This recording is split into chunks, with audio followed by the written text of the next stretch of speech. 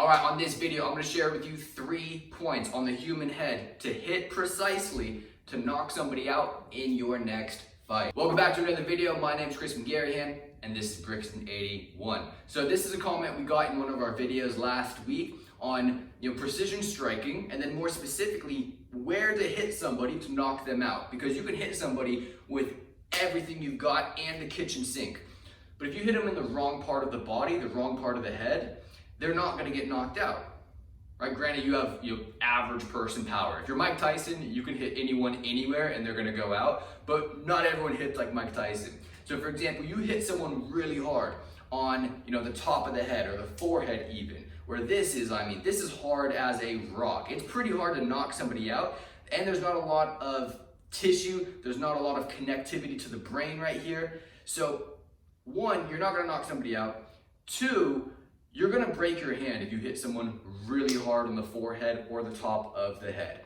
So instead, aim for a few softer spots. So let's jump into it. I'm gonna share with you the 3 points themselves, and then even shots that you can land and kind of setups that you can land to hit those points in your next fight. So let's get into it. All right, number 1, the chin. We call this the button. A beautiful knockout point. You don't see it a lot in high level boxing because it's such a tiny, tiny point that really only 2 shots can land on that button, on that chin. So you don't see it in super high level boxing. You see it a lot in MMA. You see it a lot in street fights, because that point, if you hit somebody there with, I'd say 25% of your power. We saw Conor McGregor kind of hit Jose Aldo with this shot, and he just boinked it off his chin. Jose Aldo was asleep for about 30 seconds. So it's a really, really soft spot where there's a lot of connectivity to the brain. And what happens in a knockout is you're just hitting a point of the head, let's say the chin for example,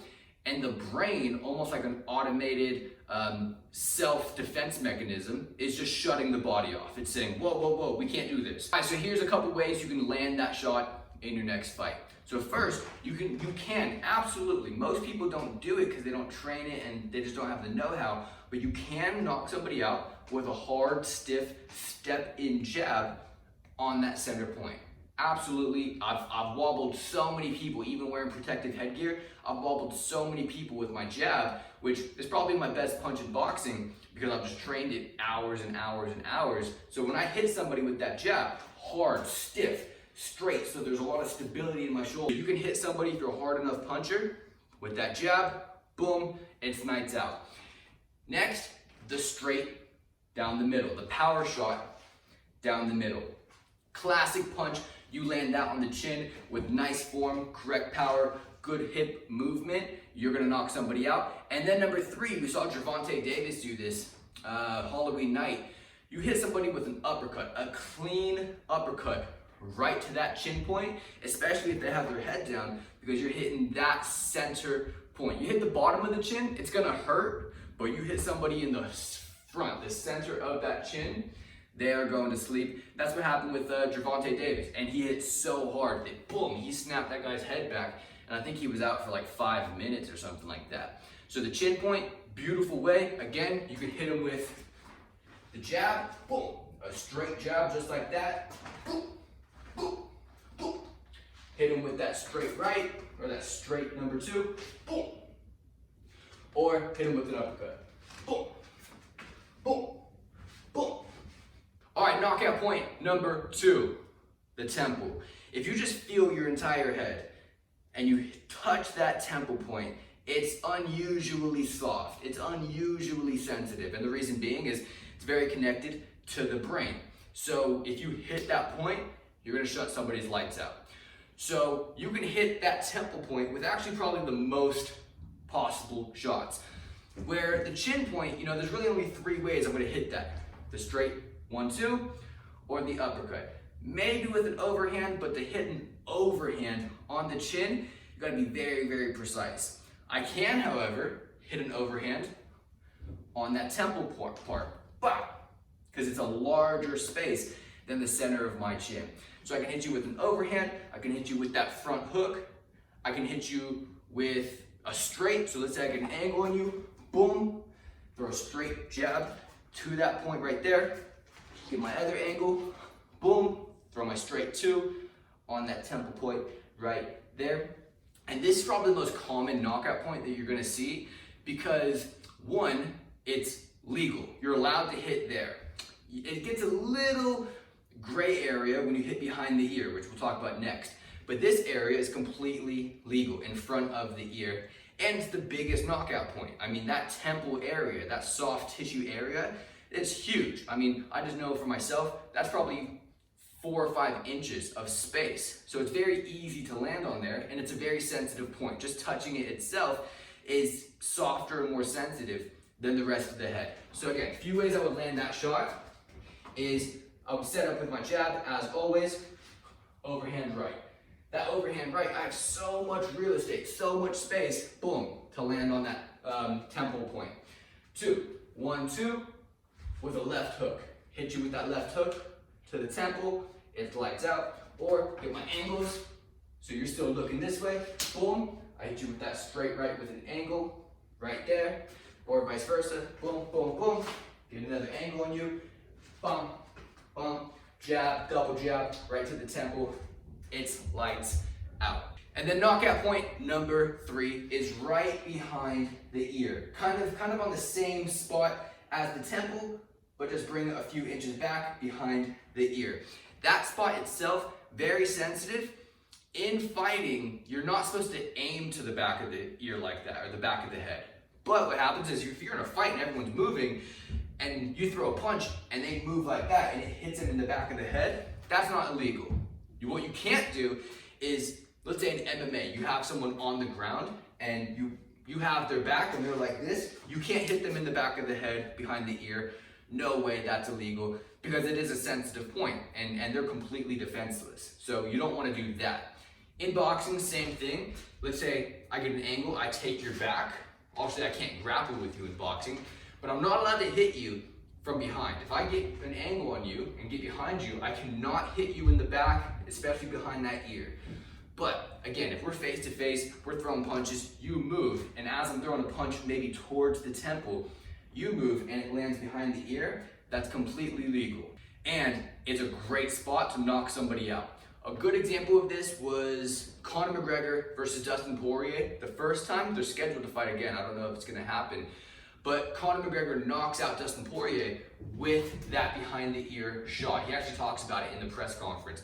Because it's not what you're aiming towards, you're aiming toward that temple, that soft spot of the head. But if they move, I mean, they just have to move a couple of inches and you're gonna hit right behind the ear. And you see a lot of people getting knocked out from that shot as well, because if, again, you're trying to go for the temple spot, they move, you're still gonna hit pretty hard right behind the ear. And if you just touch that area, again, right behind the ear, just play with it, it's unusually sensitive. Anything that's unusually sensitive, if you hit it hard enough, it's gonna shut your lights out.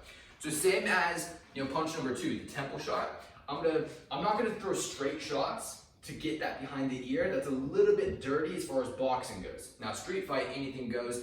That's why you don't want to get in street fights, because anything goes and it could be you. But in an actual competition, boxing, MMA, etc., if you throw those looping shots, the hooks, the overhand, stuff like that, very high likelihood you can hit somebody behind the ear and they go to sleep. All right, now, how do you get precise on that striking? How do you get your punches so crisp and so clean that you can land those shots at will? Well, first is practice. So when you hit a heavy bag, if you want to practice on precision, put a piece of tape, you could say the size of a quarter, you could say 2 inches by 2 inches. Obviously getting started, that'll start a little bit bigger, but you want to have a piece of tape that you're always aiming at. That's going to help you really pinpoint your precision. Most people, when they hit a heavy bag, they're just banging away at it, hitting as hard as they can, which is a great workout, but it's not going to help with precision. And if you get in a fight with a boxer, they're going to be able to avoid your power shots on their sensitive knockout points very, very easily. So you want to start aiming specific parts on the bag when you're training. Not always, but when you're training precision for sure. And then 2, practice hitting that same point with speed. So power is important. But again, with these knockout points, you don't need to hit them with all your power. If you hit them in the right spot, example, Conor McGregor, Jose Aldo. He did not hit Jose Aldo that hard, but hit them on the right point at the right time with the right amount of speed, and what happens? Boom, it shuts your lights out. So instead of going really hard on those power points, on those knockout points, practice more speed. Speed and angles, because again, they're not just gonna be standing there. So maybe I set up with a 1-2, pop. So I do a 1-2, pull back, straight right, and I hit that point right there. Maybe I do a jab, kind of a soft jab, with a step-in power jab. Pop. Maybe I just practice my simple 1-2. But you want to practice speed and then setting up your position, your angles to land that precision shot. I hope that helped. I hope you learned how to knock somebody out in your next fight. As I said earlier, you don't really want to use this on the streets, especially if you're trained, you're going to get in trouble. And if you're not trained, you might get hurt. So we only want to use this in a boxing gym, in an MMA gym, in a competitive spirit. But anyways, I hope that helps. If so, leave a comment below kind of which knockout point you enjoy the most, which exercise you enjoy the most. Make sure if you're recording yourself doing these exercises, shout us out on Instagram, give us a tag so we can share it with our community as well. And if you haven't already, subscribe to this channel, turn on the notifications, because every single week we're putting out a lot of fight content just like this. So subscribe. And last but not least, if you haven't, check out brixton81.com. We got the International Fight Club collection available now. We got the Brixton 81 boxing belt, the only tool in the game that's guaranteed to help you hit harder and hit faster within 30 minutes. So go check that out as well. That's on sale. And always remember the Brixton 81 mantra, and that is the attitude is everything. Take care, and I'll talk to you soon.